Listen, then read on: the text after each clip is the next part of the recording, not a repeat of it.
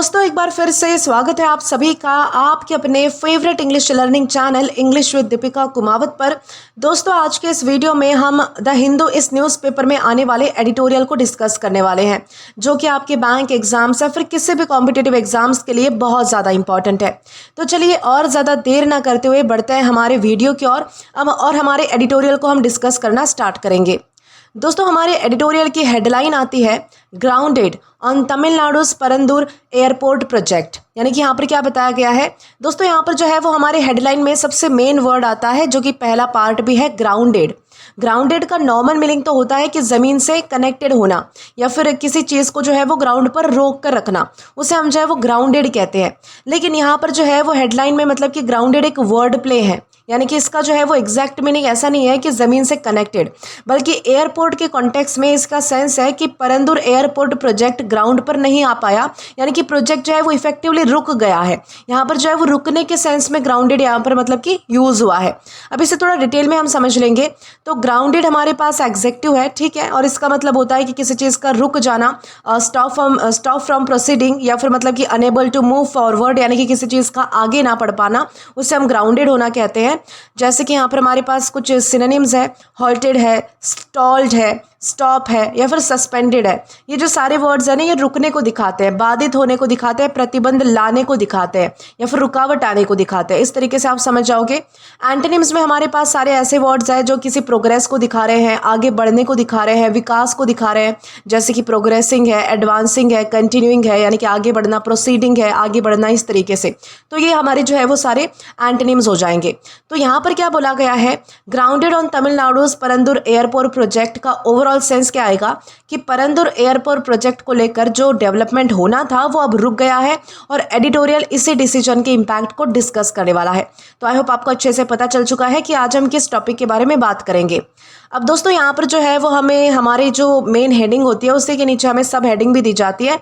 उसमें लिखा गया है Chennai needs more runways, not just new terminals. अब यहाँ पर ये जो लाइन है ये बहुत ही सिंपल है, बट एडिटोरियल का जो मेन आर्ग्यूमेंट है ना वो इसी लाइन में है। राइटर कह रहे हैं कि चेन्नई को सिर्फ एग्जिस्टिंग एयरपोर्ट में नए टर्मिनल्स ऐड करने की ज़रूरत नहीं है, चेन्नई को एडिशनल रनवेज भी बनाने होंगे, यानी कि रनवेज भी चाहिए। अब यहाँ पर रनवे जो है वो एयरपोर्ट का वो मतलब कि पार्ट होता है जहाँ पर मतलब कि एक लॉन्ग सड़क यानी कि स्ट्रिप सी होती है, जहाँ पर जो एयरक्राफ्ट है या फिर मतलब कि दूसरी कोई चीज़ें हैं वो टेक ऑफ करती है या फिर लैंड करती है, उसे जो है वो मतलब कि रनवे कहते हैं। यानी कि जहाँ पर एयरपोर्ट पर मतलब कि जो हवाई जहाज़ उतरते हैं या फिर वहाँ से मतलब कि उड़ते हैं, तो उसे हम क्या कहेंगे, रनवे कहेंगे। और टर्मिनल किसे कहते हैं, टर्मिनल वो बिल्डिंग या फिर वो एरिया होता है जहाँ पर पैसेंजर्स चेक इन करते हैं, सिक्योरिटी चेक्स होते हैं, बोर्डिंग होती है, एक्सेट्रा, ये सारी चीज़ें होती है, ठीक है। तो राइटर का बेसिक पॉइंट ये है कि अगर पैसेंजर ट्रैफिक कंटिन्यूसली इंक्रीज हो रहा है, ओके, तो नॉर्मली सिर्फ टर्मिनल कैपेसिटी बढ़ाना इनफ नहीं है, यानी कि जो बिल्डिंग की कैपेसिटी है वो बढ़ाना हमारे लिए काफ़ी नहीं होगा, बल्कि एयरपोर्ट की जो रनवे कैपेसिटी है वो भी बढ़ानी होगी। और इसी पॉइंट से जो है वो हमारा पूरा एडिटोरियल आज एक्सप्लेन होगा। तो आपको ये दोनों हेडलाइंस और जो सब हेडिंग है वो अच्छे से मतलब कि ध्यान रखनी है कि आज हम किस चीज़ के बारे में बात करने वाले हैं। अब इसी के साथ हम आगे बढ़ेंगे और हमारे मतलब कि एडिटोरियल को हम पढ़ना स्टार्ट करेंगे।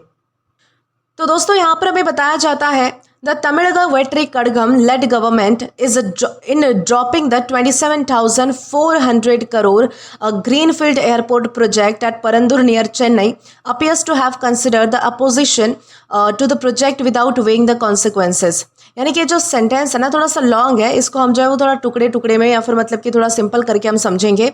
तो यहाँ पर राइटर कह रहे हैं कि जो टीवी के लेड गवर्नमेंट है उसने चेन्नई के पास परंदूर में प्रपोज्ड 27,400 करोड़ का ग्रीनफील्ड एयरपोर्ट प्रोजेक्ट ड्रॉप कर दिया। और राइटर को लगता है कि गवर्नमेंट ने प्रोजेक्ट का अपोजिशन को मतलब कि कंसिडर किया है, लेकिन डिसीजन के लॉन्ग टर्म कॉन्सिक्वेंसेस को प्रॉपरली कंसिडर नहीं किया गया। यहाँ पर इंपॉर्टेंट एक्सप्रेशन यहाँ पर क्या आता है, वेइंग द कॉन्सिक्वेंसेज आता है। दोस्तों वेइंग द कॉन्सिक्वेंसेज का मतलब होता है किसी डिसीजन को लेने से पहले उसके जो पॉसिबल रिजल्ट्स है या फिर उसके जो परिणाम हो सकते हैं उसको केयरफुली कंसिडर करना, ठीक है। कॉन्सिक्वेंस का तो आपको मतलब पता होगा, ये हमारे पास नाउन है और इसका मतलब होता है किसी चीज़ का रिजल्ट या फिर जो इफेक्ट होता है, परिणाम होता है, उसे हम जो है वो कॉन्सिक्वेंस कहते हैं।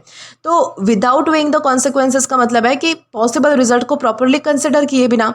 और ग्रीनफील्ड प्रोजेक्ट भी इंपॉर्टेंट टर्म है, दोस्तों ग्रीनफील्ड प्रोजेक्ट का मतलब होता है कि ऐसा प्रोजेक्ट जो रिलेटिवली अनडेवलप हो, न्यू लैंड पर मतलब कि स्क्रैच से डेवलप किया जाए, बिल्कुल शुरुआत से डेवलप किया जाए, उसे ग्रीनफील्ड जो है वो मतलब कि प्रोजेक्ट कहा जाता है। तो यहाँ पर यह बताया गया है कि गवर्नमेंट ने परंदर एयरपोर्ट प्रोजेक्ट कैंसिल या फिर ड्रॉप कर दिया है और राइटर को लगता है कि अपोजिशन को तो मतलब कि इंपॉर्टेंस दी गई है लेकिन डिसीजन के फ्यूचर इफेक्ट को इनफ इंपॉर्टेंस नहीं दी गई है, इस तरीके से यहाँ पर बताया जा रहा है। आगे कहा जाता है The decision follows an electoral promise made by Chief Minister Sir Joseph Vijay, who had visited the protesters in January 2025 to express his solidarity. यानी कि अब राइटर बताते हैं कि ये डिसीजन जो है वो सडनली नहीं आया था, ये डिसीजन एक इलेक्टोरल प्रॉमिस को फॉलो करता है। यानी कि इलेक्शन के टाइम चीफ मिनिस्टर ने क्या प्रॉमिस किया था कि प्रोजेक्ट के अगेंस्ट प्रोटेस्ट कर रहे लोगों की कंसर्न्स को सपोर्ट किया जाएगा, ऐसा उन्होंने जो है वो प्रॉमिस किया था। अब यहाँ पर इंपॉर्टेंट एक वर्ड हमारा आता है सॉलिडारिटी।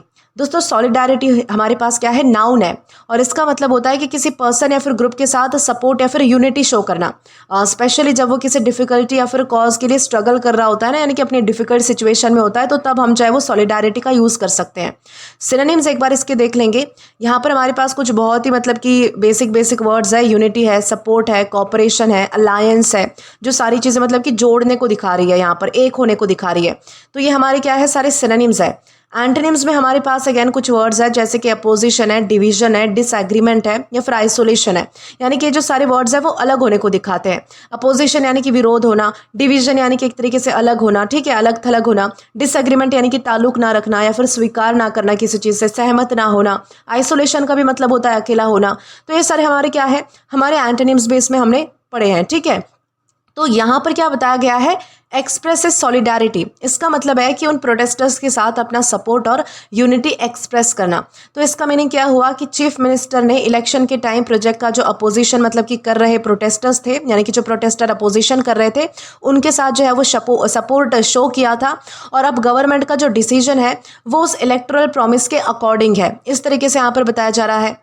आगे कहा जाता है the government says the move is aim at protecting the interest of farmers and local residents. यानी कि अब जो गवर्नमेंट है वो अपने डिसीजन का रीज़न बता रही है। गवर्नमेंट का कहना है कि जो प्रोजेक्ट ड्रॉप करने का जो पर्पज़ है वो फार्मर्स और लोकल रेसिडेंट्स के इंटरेस्ट को प्रोटेक्ट करना है, ऐसा बता रही है, ठीक है। यहाँ पर एम एट एक यूजफुल एक्सप्रेशन है। एम एट का मतलब होता है कि इंटेंडेड और design for a particular purpose. For example the policy is aim at reducing pollution, यानी कि पॉलिसी का मुख्य उद्देश्य क्या था, उद्देश्य जिसे हम कह सकते हैं ना, वो होता है एम एट, ठीक है। तो यहाँ पर पॉलिसी का पर्पज़ पोल्यूशन रिड्यूस करना है और इंटरेस्ट का मतलब है कि किसी पर्सन या फिर ग्रुप का जो वेलफेयर है, बेनिफिट है या फिर जो हमारे हक है, उससे यहाँ पर जो है वो इंटरेस्ट का मतलब है। तो यहाँ पर क्या बताया गया है कि गवर्नमेंट के अकॉर्डिंग प्रोजेक्ट कैंसिल करने का जो पर्पज़ है वो फार्मर्स और जो लोकल रेसिडेंट्स हैं उनके वेलफेयर को प्रोटेक्ट करना है, इस तरीके से जो है वो यहाँ पर बताया जा रहा है। आगे कहा जाता है It has also cited the presence of water bodies and has alleged commercial motives behind the site selection under the previous DM के गवर्नमेंट। अब जो है वो गवर्नमेंट ने दो और रीजंस हमें बताए हैं। पहला रीज़न है कि परंदूर साइट पर वाटर बॉडीज़ यानी कि जो लेक्स है या फिर जो पॉन्ड्स है उनका प्रेजेंस, और दूसरा है कि भाई गवर्नमेंट ने एलिगेशन लगाया है कि जो प्रीवियस गवर्नमेंट थी उन्होंने साइट सिलेक्ट करते वक्त कमर्शियल मोटिव्स को कंसिडर किया था।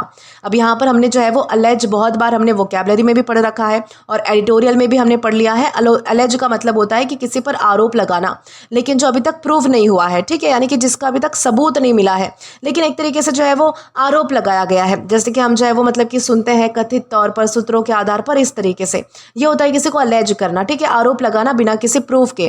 तो ये जो है वो मतलब कि एग्जाम के लिए इंपॉर्टेंट है, बिकॉज न्यूज़ एडिटोरियल लैंग्वेज में अलेजेडली या फिर अलेज जो है वो बहुत ही फ्रिक्वेंटली यूज होता रहता है, ठीक है।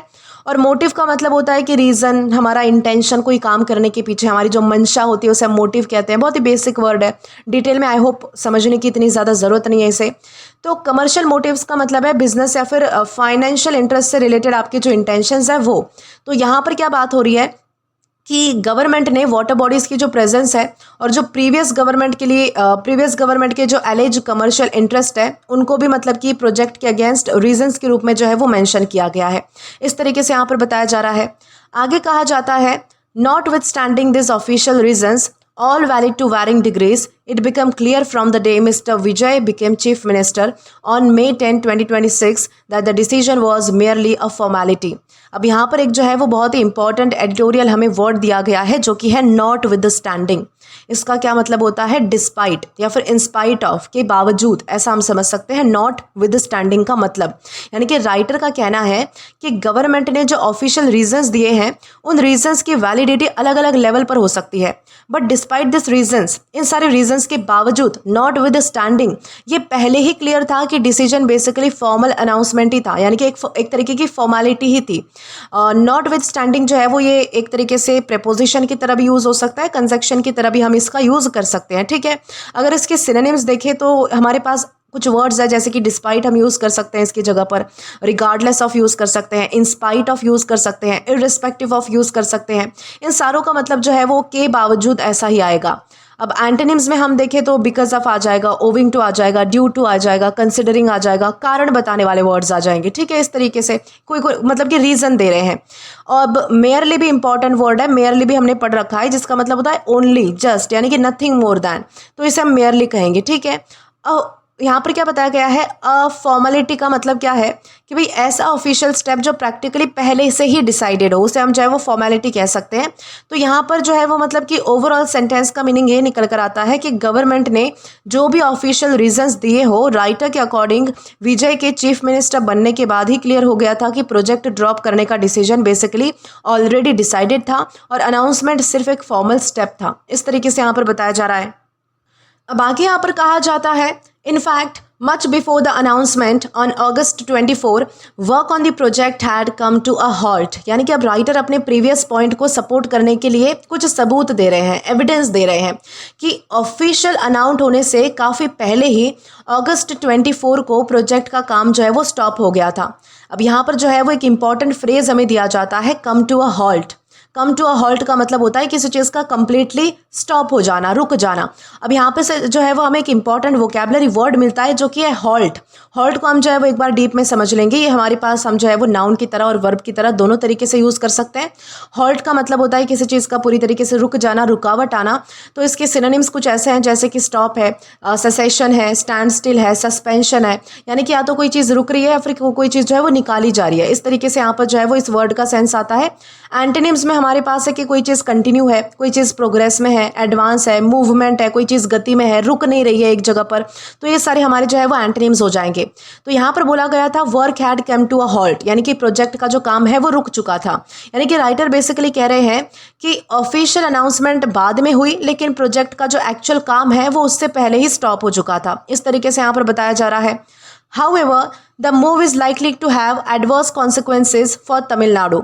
यानी कि अब जो राइटर है वो गवर्नमेंट के डिसीजन का पॉसिबल नेगेटिव इम्पैक्ट बताना स्टार्ट करते हैं। एडवर्स का मतलब होता है बहुत ही विपरीत परिणाम होना, अनफेवरेबल होना, नेगेटिव जिसे हम समझ सकते हो। ठीक है, हार्मफुल परिणाम होना किसी चीज़ का। और कॉन्सिक्वेंसेस हम तो ऑलरेडी देख चुके हैं, परिणाम जिसे हम कह सकते हैं, रिजल्ट या फिर इफेक्ट। तो एडवर्स कॉन्सिक्वेंसेस का मतलब होता है नेगेटिव इफेक्ट, यानी कि विपरीत परिणाम कह सकते हैं। तो राइटर के अकॉर्डिंग प्रोजेक्ट अडॉप्ट करने का तमिलनाडु पर नेगेटिव इम्पैक्ट हो सकता है, ऐसा बताया जा रहा है।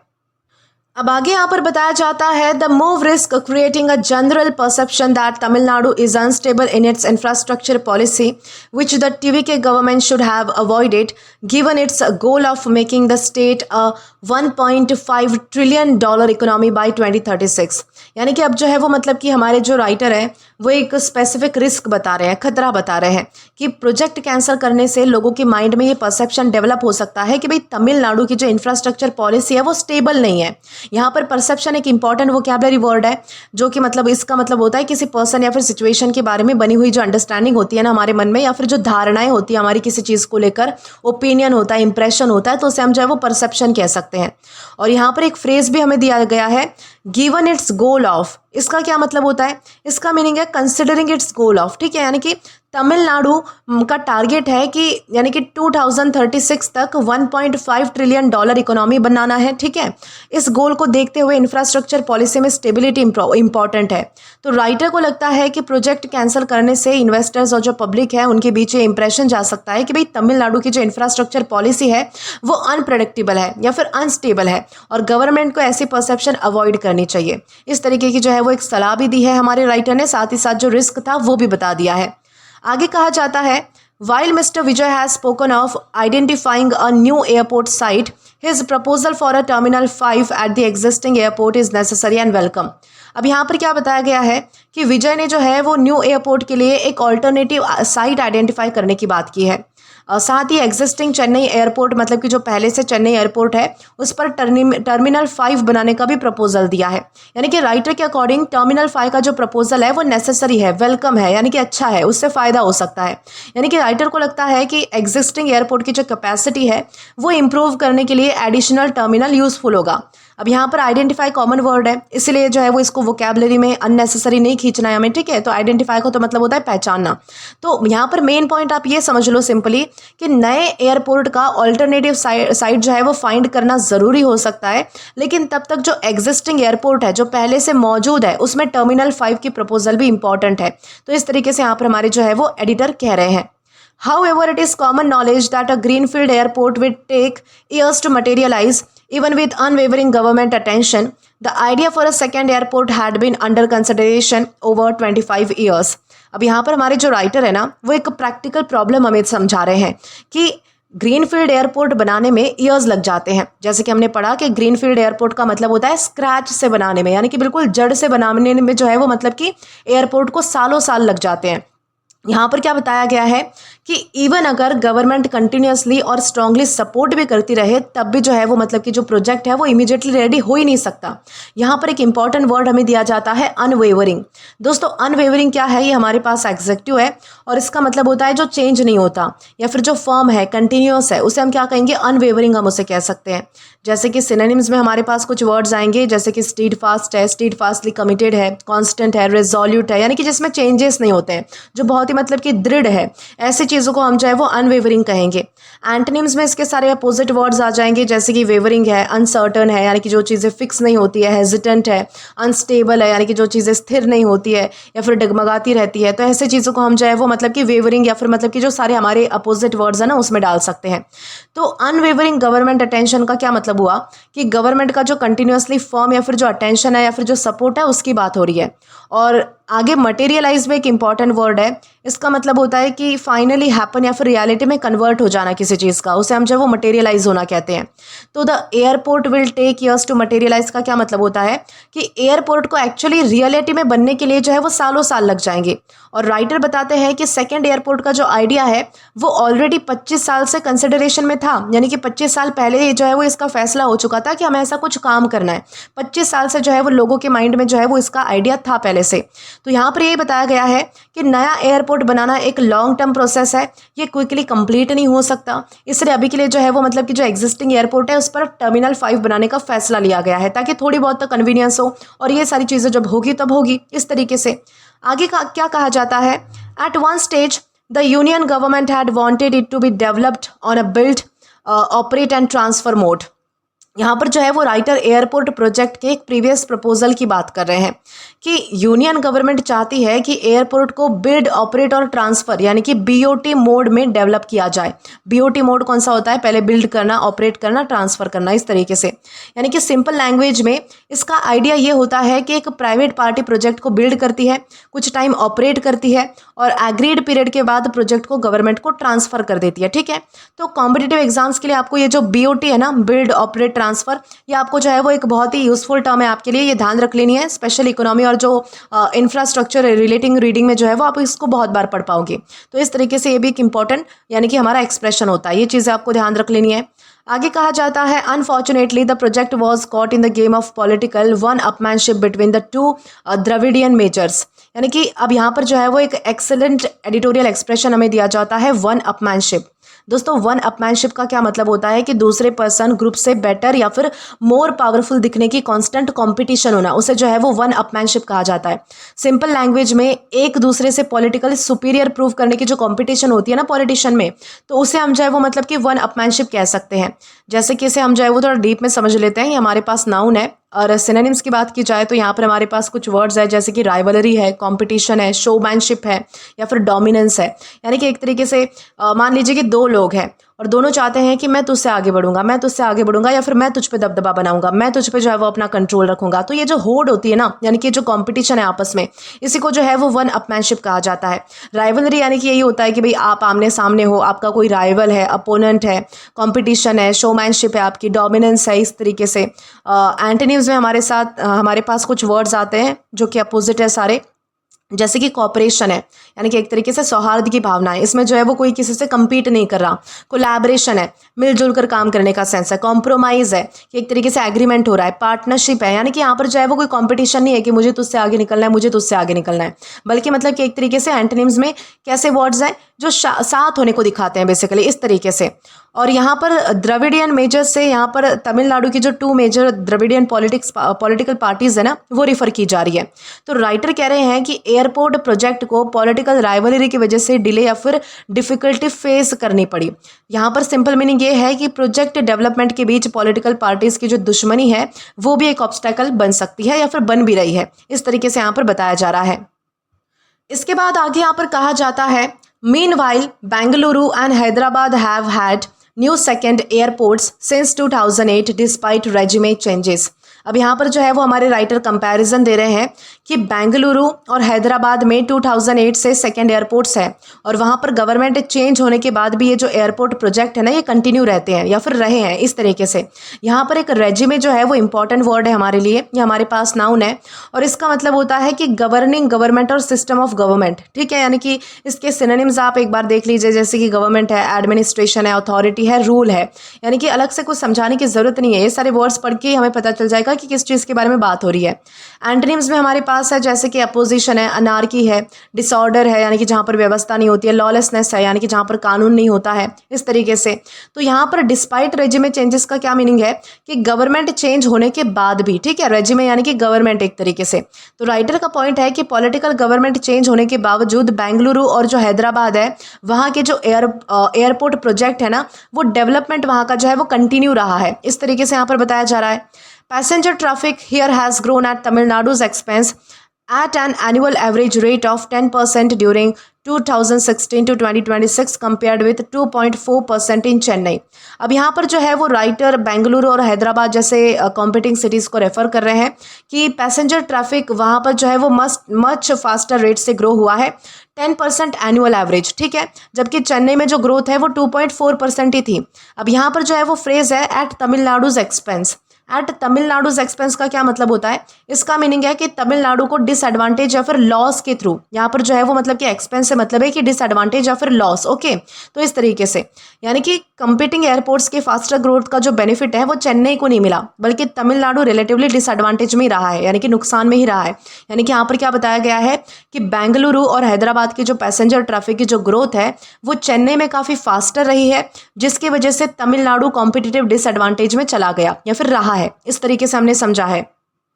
अब दोस्तों आगे यहाँ पर कहा जाता है, परंतु receive the union government's final nod in July 2024 after much ground work. यहाँ पर जो है वो फाइनल नॉड, ये एक बहुत ही यूजफुल एक्सप्रेशन है। इसका मतलब होता है गिव रिसीव द नॉड का मीनिंग क्या होता है, फाइनल नॉड, गिव या फिर रिसीव द नॉड का मीनिंग होता है ऑफिशियली अप्रूवल देना, यानी कि मान्यता देना, मिलना, ठीक है, एक तरीके से स्वीकृति देना। तो यहाँ पर क्या बोला गया है, receive the union government's final nod, यानी कि यूनियन गवर्नमेंट से फाइनल अप्रूवल मिल गया है। और ग्राउंड वर्क का क्या मीनिंग होता है कि किसी प्रोजेक्ट को स्टार्ट करने से पहले जो भी प्रिपरेशन की जाती है ना, उसे ग्राउंड वर्क कहा जाता है। ग्राउंड वर्क ये नाउन है, इसके एक बार आप सिनोनिम्स और एंटोनिम्स चेक कर लीजिए। जैसे कि सिनोनिम्स में प्रिपरेशन है, फाउंडेशन है, प्रीलिमिनरीज है, ग्राउंड वर्क खुद एक वर्ड हमारे पास आया है। और एंटोनिम्स में जैसे कि कंप्लीशन है, कोई चीज़ मतलब कि कंप्लीट हो गई है, कंक्लूजन है या फिर अपने आखिरी छोर पर है, आफ्टरमैथ है यानी कि बाद की बातें हैं, या फिर रिजल्ट है, उसके कॉन्सिक्वेंसेस की बातें हो रही है, ये हमारे जो है वो सारे एंटोनिम्स है। तो यहाँ पर कहा जाता है कि काफ़ी प्रिपरेशन के बाद जुलाई 2024 में परंदुर प्रोजेक्ट को यूनियन गवर्नमेंट की जो फाइनल अप्रूवल है वो आखिरकार मिल ही गई थी। When the state government is not the ultimate authority in airport site selection, it would not be appropriate to attribute motives to the DMK। अब यहाँ पर एक जो है वो इंपॉर्टेंट बहुत ही फ्रेज है, इंपॉर्टेंट एक फ्रेज दिया गया है, attribute motives to someone. Attribute का क्या मतलब होता है, किसी एक्शन का रीजन या फिर कॉज किसी पर्सन या फिर ग्रुप को मतलब कि क्रेडिट या फिर ब्लेम करना, या तो तारीफ के लिए कर देना या फिर मतलब कि नुकसान के लिए कर देना। अब यहाँ पर राइटर कह रहे हैं कि अगर state government airport site selection में गवर्नमेंट एयरपोर्ट साइट सिलेक्शन की अगर अल्टीमेट अथॉरिटी नहीं है तो प्रीवियस डीएम के गवर्नमेंट पर हिडन मोटिव्स का एलिगेशन लगाना अप्रोप्रिएट नहीं होगा। अब यहाँ पर अल्टीमेट अथॉरिटी क्या है, इसका मतलब होता है फाइनल डिसीजन मेकिंग पावर, और एट्रीब्यूट मोटिव्स का मतलब है किसी के एक्शन के पीछे पर्टिकुलर इंटेंशन होना, रीजन होना, अज्यूम करना एक तरीके से रीजन, या फिर मतलब कि हमारा जो इंटेंशन है वो। तो यहाँ पर बोला गया है कि अगर एयरपोर्ट साइट सिलेक्ट करने का फाइनल डिसीजन स्टेट गवर्नमेंट के पास नहीं था तो डीएम के गवर्नमेंट को कमर्शियल मोटिव्स के लिए ब्लेम करना उचित नहीं है, क्योंकि उनके पास भी तो नहीं होगा। इस तरीके से यहाँ पर जो है वो बताया गया है। आगे बताया जाता है, land for any mega project has always faced land owner resistance and the TV के रेज्यूमे में experience this while identifying a new site.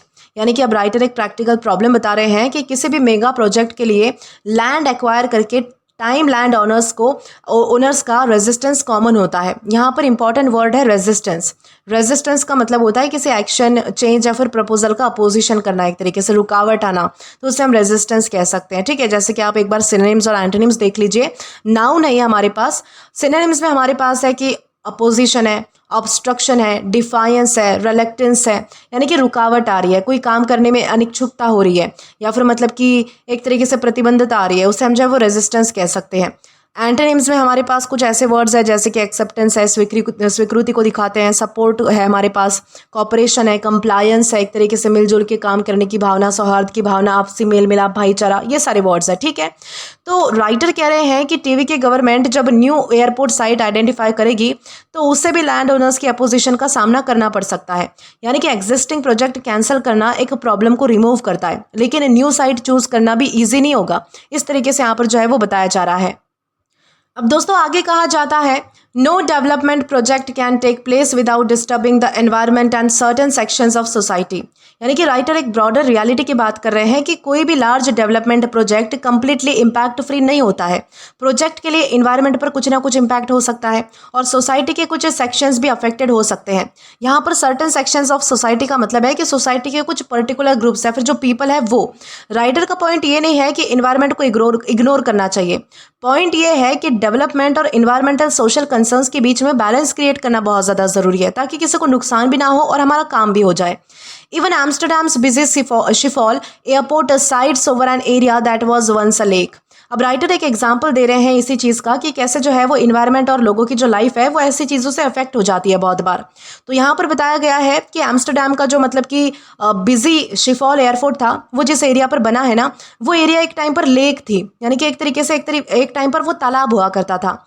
Writer ये एग्जाम्पल इसलिए दे रहे हैं कि वो मतलब कि एक तरीके से शो कर सके कि लार्ज इंफ्रास्ट्रक्चर प्रोजेक्ट के लिए लैंड और जो इन्वायरमेंट है उनको ट्रांसफॉर्म करना हिस्टोरिकली होता रहता है। ठीक है, और हो रहा है, होता आया है, इस तरीके से आप जो है वो समझ लीजिए। लेकिन इसका मतलब ये नहीं है कि हर इन्वायरमेंट कंसर्न इग्नोर ही कर दिया जाए। एडिटोरियल का ब्रॉडर पॉइंट ये है कि डेवलपमेंट को इन्वायरमेंटल रियलिटीज़ को ध्यान में रखकर प्लान करना चाहिए इस तरीके से, ताकि किसी को नुकसान ना हो सके। At the existing airport in Chennai, a runway was affected by the severe floods in 2015। यानी कि अब राइटर जो है वो चेन्नई का ही एग्जाम्पल दे रहे हैं कि 2015 के सीवियर फ्लड्स, यानी कि बहुत ही सीरियस मतलब कि बाढ़ की वजह से चेन्नई में जो एग्जिस्टिंग एयरपोर्ट है, यानी कि जो मौजूद एयरपोर्ट है, उसकी जो रनवे है ना वो अफेक्ट हुई थी। ये एग्जाम्पल बहुत ही इंपॉर्टेंट है बिकॉज राइटर सिर्फ एयरपोर्ट कैपेसिटी की बात नहीं कर रहे हैं, वो ये भी हमें याद दिला रहे हैं कि चेन्नई जैसे सिटी में एयरपोर्ट प्लानिंग करते टाइम पर फ्लडिंग और जो क्लाइमेट रिलेटेड रिस्क है उनको सीरियसली कंसीडर हमें करना होगा। यानी कि न्यू एयरपोर्ट या फिर जो रनवे है वो बनाना इनफ नहीं है, लोकेशन और जो क्लाइमेट का रिस्क है ये सारी चीज़ें भी देखना हमारे लिए इक्वली बहुत ही ज़्यादा इंपॉर्टेंट है जब भी कोई चीज़ें मतलब कि नई शुरू की जाती है इस तरीके से। What policymakers should bear in mind is the need to balance development and climate change challenges। यानी कि जो एडिटोरियल है इसकी बहुत ही इंपॉर्टेंट कंक्लूडिंग लाइन से है, कंक्लूडिंग लाइंस में से एक है। यहाँ पर एक फ्रेज यूज़ हुआ है, बियर इन माइंड। दोस्तों बियर इन माइंड का क्या मतलब होता है, किसी इंपॉर्टेंट फैक्ट या फिर मतलब कि फैक्ट को याद रखना या फिर कंसिडरेशन में रखना। ठीक है, इस तरीके से शायद हमने ये पहले भी पढ़ रखा है, बियर इन माइंड यानी कि इस चीज़ को रिमेंबर करना, कंसिडर करना, माइंड में रख लेना एक तरीके से, या फिर ध्यान में रख लेना, उसे हम जो है वो बियर इन माइंड कहते हैं। तो राइटर कह रहे हैं कि पॉलिसी मेकर्स को एक इंपॉर्टेंट चीज़ बियर इन माइंड करनी चाहिए, यानी कि अपने दिमाग में रखनी चाहिए कि डेवलपमेंट और क्लाइमेट चेंज के जो चैलेंजेस है उनके बीच में बैलेंस हमें बनाना बहुत ही ज़्यादा ज़रूरी होगा। यानी कि पॉलिसी पॉलिसी बनाते टाइम पर डेवलपमेंट की नीड को भी कंसिडर करो और क्लाइमेट इन्वायरमेंटल जो रिस्क है उनको भी इग्नोर मत करो। ये सारी चीज़ें यहाँ पर बताई जा रही है। और आखिरी एक छोटी सी लाइन बचती है, Chennai needs more runway not just new terminals. यानी कि जो लाइन हमने हमारी सब हेडिंग में पढ़ी थी वही लाइन यहाँ पर रिपीट हो रही है कि भाई यानी कि राइटर का फाइनल आर्ग्यूमेंट ये है कि चेन्नई की एविएशन कैपेसिटी को सिर्फ एग्जिस्टिंग एयरपोर्ट में नए टर्मिनल्स ऐड करके सॉल्व नहीं किया जा सकता। मोर रनवेज आर ऑल्सो नीडेड, यानी कि साथ ही रनवेज या फिर जो नया एयरपोर्ट है उसकी प्लानिंग करते टाइम पर इन्वायरमेंट, फ्लडिंग, लैंड एक्विजिशन या फिर जो पब्लिक रेजिस्टेंस है या फिर जो लॉन्ग टर्म इंफ्रास्ट्रक्चर पॉलिसी है, इन सबको भी हमें जो है वो कंसिडर करना होगा। यानी कि चेन्नई को फ्यूचर पैसेंजर ग्रोथ हैंडल करने के लिए एडिशनल रनवे कैपेसिटी चाहिए, लेकिन development decision, long term planning और जो इन्वायरमेंटल कंसर्न्स है उनको बैलेंस करके ये सारी जो डिसीजंस है वो लेने होंगे। यानी कि कोई भी चीज़ को, यानी कि किसी भी चीज़ को नुकसान नहीं होना चाहिए, ना मतलब कि इन्वायरमेंट को होना चाहिए और ना ही जो मतलब कि ह्यूमन बींग्स है उन्हें होना चाहिए। तो इस तरीके से जो है वो यहाँ पर हमें समझाया गया था। अब दोस्तों इसी के साथ हमारा जो एडिटोरियल है वो तो हमने मतलब कि डिस्कस कर लिया है, कंप्लीट कर लिया है। अब इसी के साथ हम आगे बढ़ेंगे और आज हमने जो भी इंपॉर्टेंट वोकैबुलरी पढ़ी है, यानी कि जो भी इंपॉर्टेंट वर्ड्स हमने जो है वो इसमें से पढ़े हैं, वो एक बार हम जो है वो क्विक रिवीजन ले लेंगे उसकी। तो चलिए आइए शुरू करेंगे। हमारा सबसे पहला हमने जो है वो वर्ड पढ़ा था सॉलिडारिटी। इसका मतलब होता है सपोर्ट या फिर यूनिटी, ठीक है, उसे हम जो है वो सॉलिडारिटी कहते हैं। अलेज का तो मैंने आपको मतलब बताया ही था कि अलेज का मतलब होता है कि किसी पर जो है वो मतलब कि एक तरीके से आरोप लगाना, लेकिन अभी तक जो है वो साबित नहीं हुआ है या फिर उसका कोई प्रूफ नहीं है, उसे कहते हैं अलेज। मोटिव का तो मतलब होता है कि हमारे किसी काम के पीछे जो रीज़न होता है, इंटेंशन होती है, हमारी जो मंशा होती है, उसे मोटिव कहा जाता है। नॉट विद स्टैंडिंग का मतलब होता है डिस्पाइट, इन स्पाइट ऑफ, के बावजूद, इस तरीके से आप ध्यान रखिए। मियरली का मतलब होता है ओनली या फिर जस्ट। हॉल्ट का मतलब होता है कि कंप्लीट स्टॉप हो जाना, कोई इंपेडिमेंट आ जाना। इंपेडिमेंट आप इसके सिनोनिम में ऐड कर सकते हैं। इंपेडिमेंट का भी मतलब होता है कि रोकना, रुकावट आना, बाधा लाना, और हॉल्ट का भी यही सेम मतलब होता है, कंप्लीट स्टॉप हो जाना एक तरीके से। एडवर्स का क्या मतलब होता है दोस्तों? एडवर्स का मतलब होता है हार्मफुल होना, अनफेवरेबल होना, ठीक है, यानी कि विपरीत परिणाम के सेंस में हमने यूज़ किया था ना, एडवर्स इफेक्ट या फिर एडवर्स कॉन्सिक्वेंसेस, इस तरीके से। एडवर्स कॉन्सिक्वेंसेस यानी कि जो विपरीत परिणाम होते हैं उसके लिए हमने जो है वो यूज़ किया था। परसेप्शन क्या होता है? परसेप्शन का मतलब होता है किसी चीज़ को लेकर हमारा जो इंप्रेशन है, हमारा जो पॉइंट ऑफ व्यू है, यानी कि हमारा जो नज़रिया है किसी चीज़ को लेकर, यानी कि हमारी जो धारणाएं होती है, उसे हम जो है वो परसेप्शन कह सकते हैं। अनवेवरिंग का मतलब होता है फर्म या फिर कांस्टेंट, यानी कि जो मतलब कि स्टेबल है या फिर जिसमें चेंजेस नहीं होते ना, उसे अनवेवरिंग कह सकते हैं, यानी कि जो डिगमगाता नहीं है एक तरीके से, उसे आप जो है वो अनवेवरिंग समझ लो। मटेरियलाइज का मतलब होता है कोई चीज़ रियलिटी में होना, कोई चीज़ जो है वो मतलब कि रियलिटी में लाना, उसे मटेरियलाइज करना हम कह सकते हैं। वन अपमैनशिप का क्या मतलब होता है कि दूसरे से सुपीरियर प्रूफ करने की कंपटीशन में होना। जैसे कि हमने पढ़ा था कि एक की जो है वो मतलब कि दूसरे से होड़ होती है कि मैं तुझसे ऊपर हूँ, मैं तुझसे ऊपर हूँ, इस तरीके से। रेजिमे का मतलब होता है गवर्निंग एडमिनिस्ट्रेशन। ग्राउंड वर्क का मतलब होता है इनिशियल प्रिपरेशन, यानी कि किसी भी प्रोजेक्ट को स्टार्ट करने से पहले जो भी प्रिपरेशन लगती है या फिर जो भी प्रिपरेशन की जाती है उसे जो है वो मतलब कि ग्राउंड वर्क कहा जाता है, यानी कि किसी प्रोजेक्ट के पीछे किया जाने वाला काम, उसकी मतलब कि शुरुआत से पहले। एट्रीब्यूट क्या होता है? एट्रीब्यूट का मतलब होता है कि किसी कॉज या फिर रीज़न को भी पर्सन ग्रुप से एसोसिएट करना, उसे जो है वो एट्रीब्यूट कहा जा सकता है। रेजिस्टेंस हमारा आता है एक वर्ड। रेजिस्टेंस का मतलब होता है अपोजिशन, एक तरीके से विरोध, खिलाफ, या फिर एक तरीके से किसी चीज़ से जो है वो लड़ना, उसे हम जो है वो रेजिस्टेंस कह सकते हैं। और बियर इन माइंड हमारे पास एक फ्रेजल वर्ब था। बियर इन माइंड का मतलब होता है कि कीप इन माइंड, कंसिडर करना, दिमाग में रखना, दिमाग में बसा लेना किसी चीज़ को, उसे हम जो है वो बियर इन माइंड कहते हैं। तो हमारे ये जो सारे वर्ड्स है वो हमने डिस्कस कर लिए हैं। कुछ इंपॉर्टेंट एक्सप्रेशंस भी हमने पढ़े थे, वो भी हम एक बार जो है वो उनको भी रिवाइज कर लेंगे। जैसे कि कम टू अ हॉल्ट हमने पढ़ा था। कम टू अ हॉल्ट का मतलब होता है किसी चीज़ का कंप्लीटली स्टॉप हो जाना, किसी चीज़ में पूरी तरीके से रुकावट आ जाना, उसे कहा जा रहा था कम टू अ हॉल्ट। इसके बाद था एट समवन्स एक्सपेंस, यानी कि किसी को डिसएडवांटेज में डालकर, किसी को जो है वो नुकसान में डालकर, लॉस में डालकर, उसे कहा जाता है एट समवन्स एक्सपेंस। इसके बाद हमने पढ़ा था रिसीव द फाइनल नॉड। इसका मतलब होता है फाइनल अप्रूवल मिल जाना, कहीं से तो उसे हम क्या कहेंगे? उसे हम कहेंगे रिसीव द फाइनल नॉड कह सकते हैं। एट वन स्टेज हमने पढ़ा था। एट वन स्टेज का मतलब होता है किसी पर्टिकुलर पॉइंट पर, किसी पर्टिकुलर टाइम पर, उसे कहा जाता है at one stage. Aim at हमने पढ़ा था कि भाई intended for a particular purpose, किसी चीज़ के लिए होना। तो दोस्तों आज का हमारा सबसे पहला क्वेश्चन आता है टोन ऑफ द पैसेज को लेकर, यानी कि हमें देखना है कि आज के इस पैसेज का टोन कैसा था, किस टोन में हमारे राइटर या फिर ऑथर ने लिखा था। तो हमारा सबसे पहला ऑप्शन हमें दिया जाता है कि completely supportive of the TV के गवर्नमेंट्स डिसीजन, यानी कि ऑथर टीवी के गवर्नमेंट के डिसीजन को पूरी तरीके से सपोर्ट कर रहे थे थ्रू आउट द पैसेज। तो ये तो गलत है, क्योंकि ऑथर जो है वो टीवी के गवर्नमेंट के डिसीजन को कंप्लीटली सपोर्ट तो नहीं कर रहे थे। वो कहते हैं कि डिसीजन के जो एडवर्स कॉन्सिक्वेंसेज है, यानी कि जो विपरीत परिणाम है वो हो सकते हैं, और तमिलनाडु की जो इंफ्रास्ट्रक्चर पॉलिसी है वो अनस्टेबल लग सकती है, यानी कि लोगों के मन में ऐसा पॉइंट ऑफ व्यू आ सकता है, ऐसा परसेप्शन भी लोगों का हो सकता है इस चीज़ को लेकर। तो मतलब कि पहला जो ऑप्शन है वो हमारा एलिमिनेट हो जाएगा। दूसरा आता है क्रिटिकल बट बैलेंस। ये हमारा सही हो सकता है कि ऑथर की जो डिसीजन थी वो क्रिटिसिज्म भी कर रहे थे उनके डिसीजन में, लेकिन उनके जो है वो मतलब कि कुछ वैलिड रीजंस को भी वो एक्सेप्ट कर रहे थे साथ ही साथ। तो ये तो सही है, ये करेक्ट आंसर है, क्योंकि ऑथर जो है वो गवर्नमेंट के रीजंस को कंप्लीटली डिसमिस नहीं करते। जो फार्मर्स है, रेसिडेंट्स है, या फिर जो वाटर बॉडीज़ है, उनको प्रोटेक्ट करने की जो कंसर्न्स है उनको जो है वो वैलिड टू वैरिंग डिग्रीज मानते हैं, लेकिन साथ ही प्रोजेक्ट ड्रॉप करने के जो कॉन्सिक्वेंसेस पर क्रिटिसिज्म है वो भी कर रहे हैं वो। तो इसीलिए टोन जो है वो क्रिटिकल भी है, साथ ही साथ बैलेंस भी है। अगला हमारा आता है एंग्री एंड इमोशनली चार्ज, यानी कि ऑथर जो है वो बहुत ही गुस्से से और इमोशंस के साथ अपनी बात रख रहे थे। तो ये तो हमें पढ़कर ही पता चल रहा था कि ऐसा कुछ नहीं था, ठीक है। अगला हमारा आता है इनडिफरेंट एंड डिटैच, यानी कि हमारे ऑथर को इस इशू से जो है वो कोई खास लेना देना नहीं था, खास कोई कंसर्न या फिर फ़र्क नहीं पड़ रहा था। तो ये तो गलत है, क्योंकि ऑथर क्लियरली चेन्नई के एयरपोर्ट इंफ्रास्ट्रक्चर और जो तमिलनाडु की इकोनॉमिक एम्बिशंस हैं उनको लेकर बहुत ज़्यादा चिंता में थे, इसलिए डिटैच टोन तो नहीं था, अलग थलग होना या फिर एक तरीके से फ़र्क ना पड़ना, इस तरीके का कोई भाव नहीं था। अगर फ़र्क ही नहीं पड़ता तो हमारे ऑथर जो है वो एडिटोरियल लिखते भी क्यों, ये इंपॉर्टेंट चीज़ है। अगला हमारा आता है strongly oppose to all airport expansion, यानी कि ऑथर हर तरह के एयरपोर्ट एक्सपेंशन के अगेंस्ट है, खिलाफ है। ये भी गलत है, ऑथर जो है वो एयरपोर्ट एक्सपेंशन के अगेंस्ट नहीं है। पैसेज के एंड में वो क्लियरली कहते हैं कि Chennai needs more runways, not just new terminals, मतलब कि ऑथर एयरपोर्ट कैपेसिटी बढ़ाने के फेवर में है, ना कि अगेंस्ट है। तो इन सारे ऑप्शंस को ध्यान में रखने के बाद हमारा जो ऑप्शन नंबर दूसरा है कि भाई ये जो आज का हमारा एडिटोरियल था वो क्रिटिकल तो था ही, साथ ही साथ बैलेंस था, तो इस तरीके से हम जो है वो इसे ध्यान रख सकते हैं। इसी के साथ हम आगे बढ़ेंगे हमारे अगले क्वेश्चन की ओर। अब दोस्तों इसके बाद हमारा अगला क्वेश्चन हमें पूछा जाता है Y does the author mention Bengaluru and Hyderabad second airport, यानी कि यहाँ पर पूछा गया है कि ऑथर जो है वो बेंगलुरु और हैदराबाद के जो सेकेंड एयरपोर्ट्स है उनका एग्जाम्पल क्यों देते हैं। यहाँ पर हमारे पास सबसे पहला ऑप्शन हमारा आता है to show that this cities have smaller airports than Chennai, यानी कि ये दिखाने के लिए कि बेंगलुरु और हैदराबाद के एयरपोर्ट्स चेन्नई से छोटे हैं।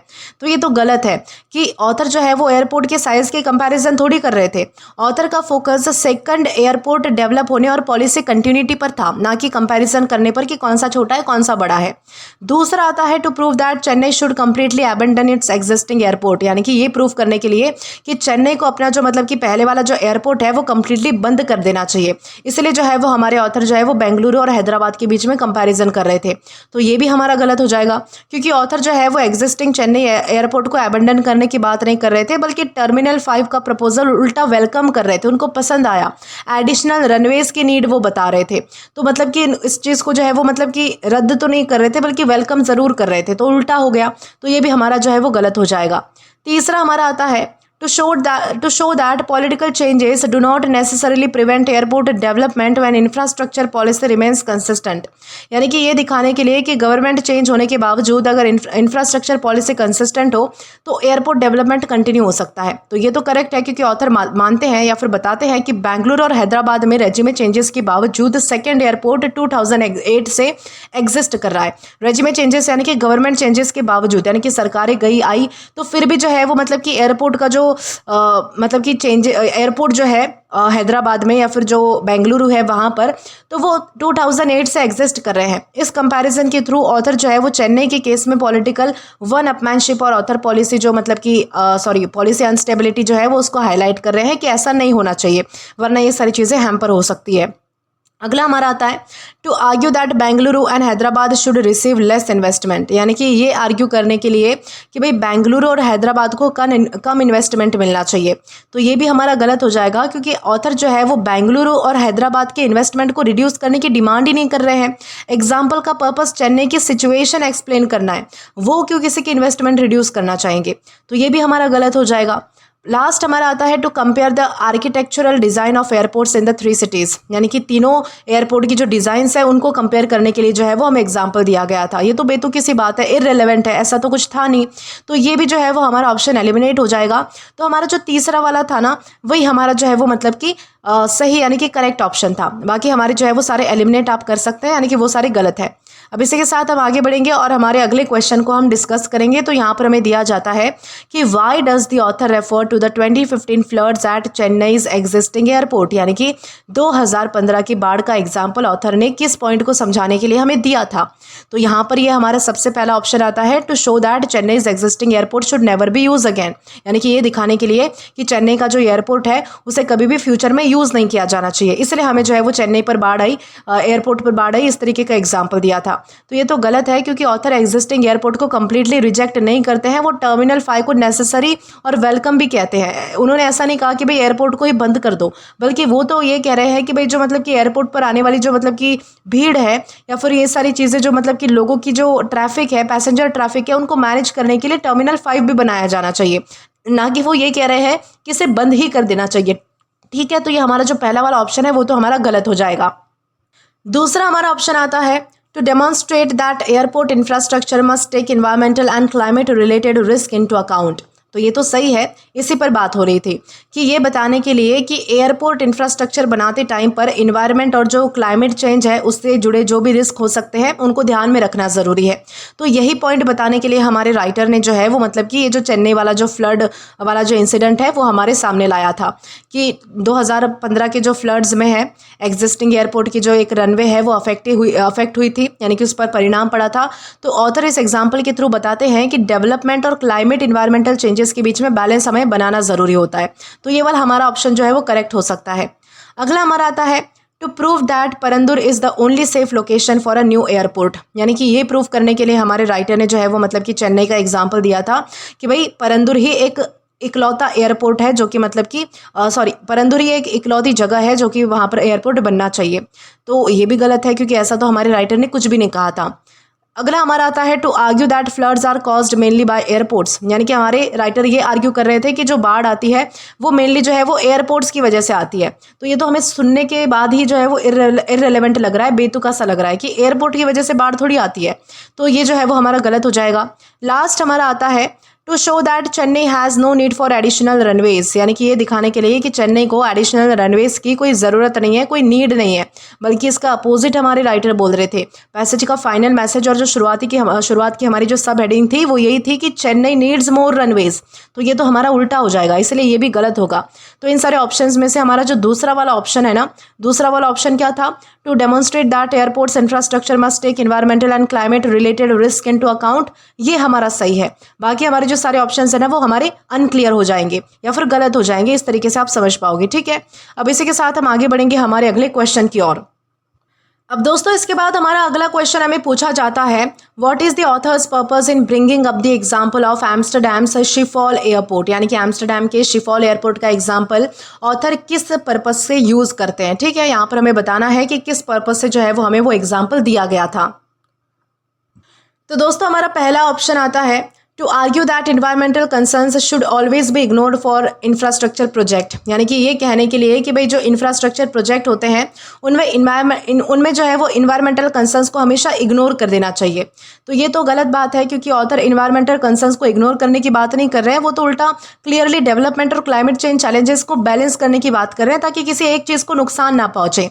तो ये तो बिल्कुल उल्टा हो गया, तो ये तो हमारा गलत ऑप्शन हो जाएगा। दूसरा आता है to prove that every airport should be build over a lake, यानी कि ये प्रूव करने के लिए कि हर एक एयरपोर्ट जो है वो लेक के ऊपर ही बनना चाहिए। तो ये भी गलत है, क्योंकि शिफॉल का एग्जाम्पल ये इस्टेब्लिश नहीं करता कि हर एयरपोर्ट लेक के ऊपर ही बनना चाहिए। ये ऑप्शन एग्जाम्पल को अननेसेसरीली एक्सट्रीम बना रहा है।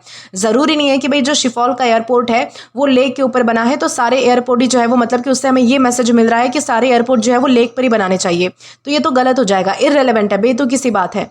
अगला हमारा आता है to show that airport development and environmental impact have historically coexisted, making the issue one of balancing development with environmental concerns, यानी कि ये दिखाने के लिए कि एयरपोर्ट डेवलपमेंट और जो इन्वायरमेंटल इम्पैक्ट है वो दोनों एक साथ जो है वो मैनेज करना पड़ता है। इशू डेवलपमेंट और इन्वायरमेंट के बीच बैलेंस का है। ठीक है, इस तरीके से यहाँ पर बताया गया है। तो ये हमारा सही हो सकता है, ये करेक्ट है, क्योंकि ऑथर बताते हैं कि शिफॉल एक ऐसे एरिया पर है जो पहले लेक था। ठीक है, इस एग्जाम्पल के पर्पज से ये दिखाना है कि लार्ज इंफ्रास्ट्रक्चर प्रोजेक्ट का जो इन्वायरमेंट है उस पर इम्पैक्ट पड़ता है, लेकिन पॉलिसी मेकिंग का जो चैलेंज है वो डेवलपमेंट और इन्वायरमेंटल कंसर्न्स को बैलेंस करना है। अगर मान लीजिए कि अगर कोई चीज़ अगर लेक पर बन रही है तो वहाँ की जो वाटर बॉडीज़ है, जो मछलियाँ है, पानी में रहने वाले जो जीव है, इतना बड़ा जो पानी का एक सोर्स था वो तो चला गया ना। तो ये चीज़ है कि भाई हमें जो है वो इन्वायरमेंट में या फिर जो ह्यूमन बींग्स के बीच में कोऑर्डिनेशन बनाकर या फिर बैलेंस बनाकर चलना चाहिए, ताकि सारी चीज़ें हो भी सके और किसी को नुकसान भी ना हो। तो ये मेन पॉइंट था, हमें वो एम्स्टर्डम वाला या फिर जो शिफॉल एयरपोर्ट वाला जो एग्जाम्पल दिया गया था उसके पीछे ये समझाना चाह रहे थे हमारे ऑथर। बाकी ये नहीं था कि भाई लेक के ऊपर ही बनाना चाहिए, या फिर मतलब कि बाकी सारे जो रीजंस दिए गए हैं वो इररिलेवेंट रीजंस दिए गए हैं। इसे हमें जो है वो कंसिडर करके चलना है। अगला हमारा आता है to suggest that Amsterdam's airport model should be directly copied in Chennai, यानी कि ये सजेस्ट करने के लिए एग्जांपल दिया गया था कि चेन्नई को एम्स्टरडैम वाला जो एयरपोर्ट है उसका मॉडल एग्जैक्टली कॉपी कर लेना चाहिए। तो ये तो गलत है, क्योंकि ऑथर जो है वो चेन्नई को शिफॉल का एग्जैक्ट मॉडल कॉपी करने को कहीं पे भी नहीं कह रहे हैं एडिटोरियल में, सिर्फ एक कंपैरेटिव एग्जाम्पल दिया गया है। ठीक है, इस तरीके से लास्ट हमारा आता है to show that Schiphol airport is less important than Chennai airport. तो ये भी तो इरेलीवेंट है, क्योंकि ऐसा तो दिखाने के लिए हमारे ऑथर ने दिया नहीं था हमें एग्जांपल कि शिफॉल एयरपोर्ट चेन्नई एयरपोर्ट से कम इंपॉर्टेंट है। इंपॉर्टेंस थोड़ी बताई गई थी हमें तो एग्जाम्पल दिया गया था किस तरीके से लाइफ अफेक्ट होती है या फिर चीज़ें अफेक्ट होती है, उनको बैलेंस करना कितना ज़्यादा ज़रूरी है, ये सारी चीज़ें बताई गई थी। ना कि कोई कंपैरिजन किया गया था या फिर कोई कॉपी बनाने को कहा गया था, झील के ऊपर बनाने को कहा गया था, ऐसा कुछ नहीं था। ठीक है, तो ये सारी चीज़ें इरेलीवेंट है। हमारा जो तीसरा वाला ऑप्शन था वही हमारा करेक्ट है, उसे हम जो है वो करेक्ट मानकर आगे बढ़ेंगे। अब दोस्तों हमारा एक लास्ट क्वेश्चन बचता है, उससे भी हम जो है वो डिस्कस करेंगे। तो चलिए आइए देखते हैं कि आज का हमारा आखिरी क्वेश्चन कौन सा होता है।